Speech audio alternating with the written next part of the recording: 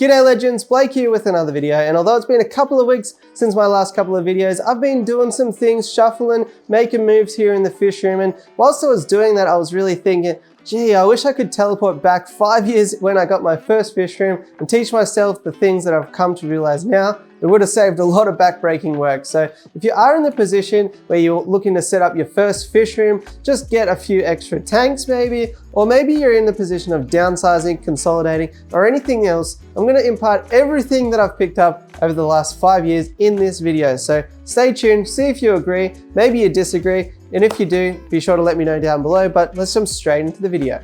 So we'll kick it off with a big admission, one you might not see on YouTube that much, but I've never found myself to have a productive fish room. My breeding projects have always stalled, my water changes have always lagged behind when the fish room looks like this. So the first thing you can do, even if you need to skip feeding for a day, clean up the place, make it a pleasant environment to be in. Don't just leave everything around reminding you of all the stuff that you haven't done yet, because that is a surefire way to become miserable in here, for it to seem overwhelming. And that's when I've found that I'm just coming in here feeding and leaving because it's all too stressful. So clean up the area first and then you'll have a whole lot more fun. I've always found that the number of tanks is really important, or the space in general. Since I've cleared out this middle section here of the fish room, yeah, I've lost a large volume of water in tanks that I used to have and limited my fish keeping a little bit in doing that. However, the place feels so much more open, so much more comfortable.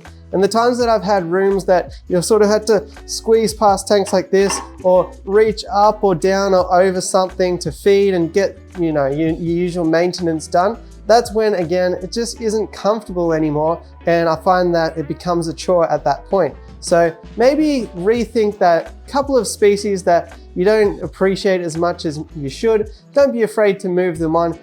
Clear out a tank and make the space more inhabitable.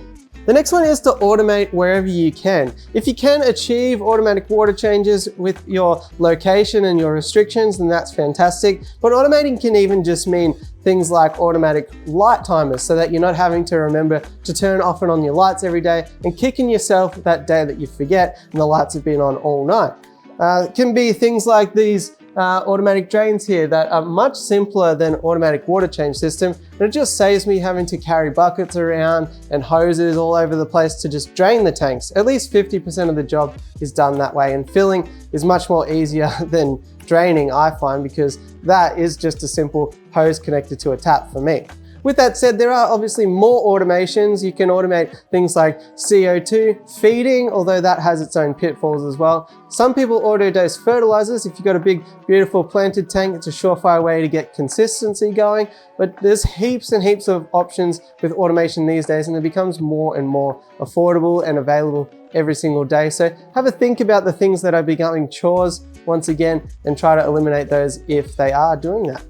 The next one can be one of the hardest things to realize, and admittedly I've only just started doing it well, I think, in the last 2 years or so, and that is realizing when you've got those tanks, you've got those species that you thought were really cool in the shop, or that your friends talked about a whole bunch, you pick them up, but now it's become a tank that you go in, barely look at it at all, feed it every day, and it's just adding to that chore again. So if you got species that you thought would be great, but they turned out to be a bit boring or a bit annoying or not to your expectation, it's okay to move them on.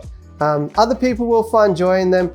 Definitely don't just, dispose of them, because there's always somebody who will look after that fish and enjoy that fish. So take them to a local fish shop, even if it's for free. You're gonna ease up your feeding schedule, your maintenance regime, and ease up and free up a tank for another species that you might enjoy a little bit more. Another one to be aware of is that things ebb and flow when it comes to your ability to commit time to the hobby. Oftentimes people go and get lots and lots of tanks when, maybe they've got a bit of a holiday from work, or maybe things are cruising along nice, all the sports that you usually follow are in the off season or whatever it might be. And then when all those things inevitably come back to being to happening, that's when it's like, oh no, I've added my fish room workload, to 200%, and now I've got no time for all these other things that I want to incorporate into my life as well. So it's not that easy to get rid of fish in tanks, well, for most people anyway. So just be aware that whatever you think your capacity is, probably halve it, and then that way when things do get busy and other cycles do happen, you know, you're still able to enjoy the hobby for what it is without having to continually get rid of stuff and get stuff and get rid of stuff. Although some people do enjoy that too.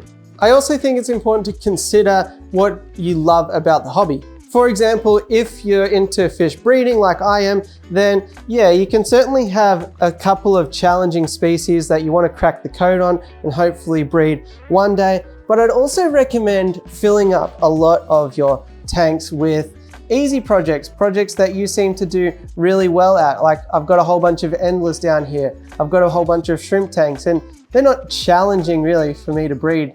However, every time I do come in here, if I am kind of bashing my head against the wall with a new species or getting a little bit frustrated, it's cool to just sit down here, check out the tanks and realize, holy smokes, the population has doubled or tripled since last. I took the time to look in here. So having a few things that are easy wins, like if you're into planted tanks, maybe you have a nice cruisy planted tank that's big and lush, doesn't require the trimming or anything like that, or you know, it can be anything really, but consider what brings you to the hobby and introduce some easy wins into it so that no matter what's going on, you'll always be happy with how things are going. Now, I've definitely been guilty in the past of beating myself up over water changes.